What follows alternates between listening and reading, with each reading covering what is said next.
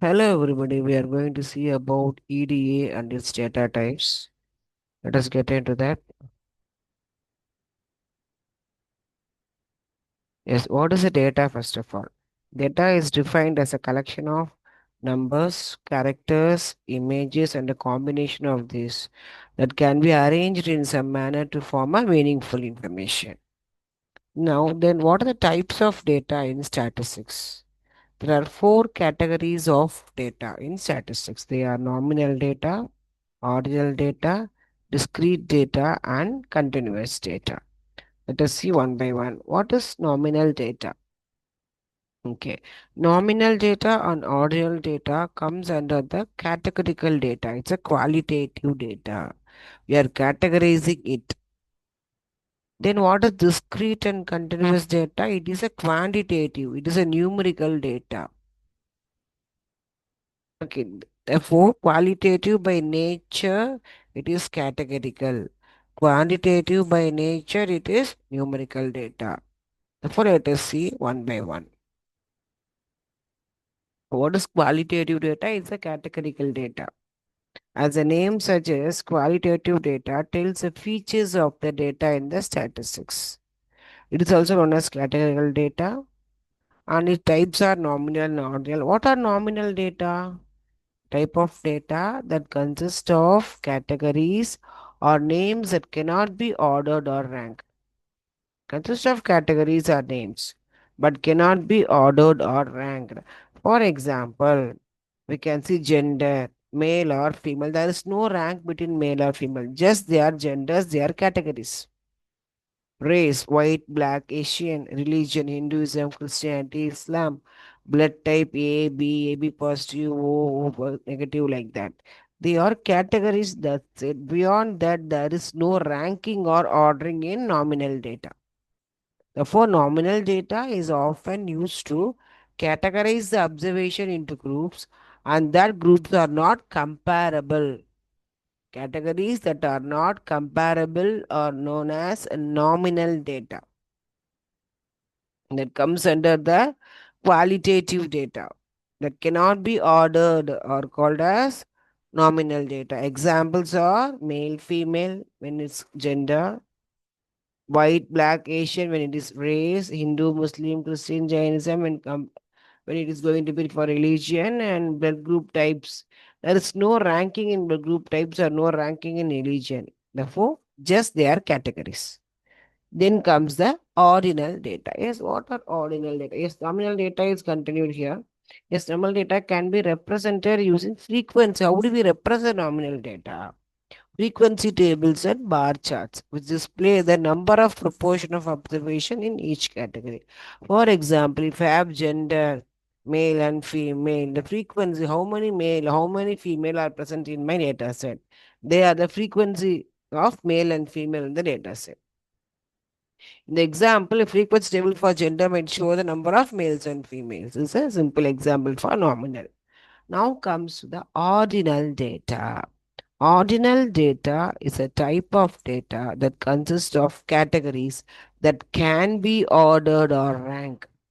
Yes, they can be ordered or ranked.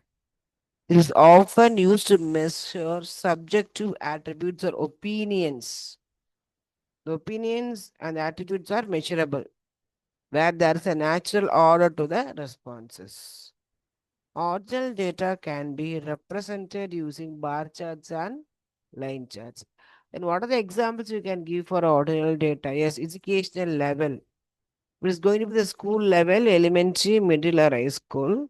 Generally, education level, elementary, middle, high school, college. Therefore, the lower order is elementary and the higher order is college. It is going to be ranked.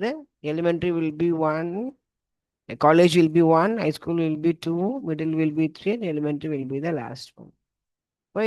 It will be ordered or ranked. Job position also manager, supervisor, employee. Manager will be in the highest position, then comes the supervisor, then comes the employee. Therefore, ordinal data can be ordered or ranked. These examples show the order or ranking of the categories, but does not imply the distance between the categories are equal. Doesn't matter. There is no distance called distance between manager and supervisor. Supervisor, employer equal. Manager, after that supervisor, after that employer. There is no proper distance between. There is the rule that the distance between those two designations should be the same. Thus, they are ordered and they are ranked. Ranking, okay. That's the thing. Then what is quantitative data? It's a numerical data. We have seen so far qualitative, that is a nominal data, and the ordinal data. Nominal is which cannot be ordered or ranked, but it is a categorical data. But ordinal is can be ranked or ordered. It is an also a categorical data. Fine. What is quantitative data? It's a numerical data. It's a type of data that represents the numerical value of the data. This data type is used to represent height, weight, length, and other things of the data. Just a numerical value of a data. Okay. And further, it can be classified into two categories. What are they? The discrete data and the continuous data. Discrete data will have the single value as a whole numbers.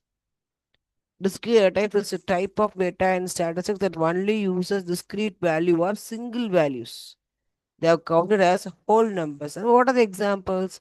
Height of students in a class. Each and every individual student have a height value. Marks of the students in a class.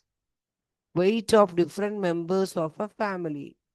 Therefore, they are counted as whole numbers. They are single values. Each and every column row value will be having a single value for the height, single value for the mark, and single value for the weight.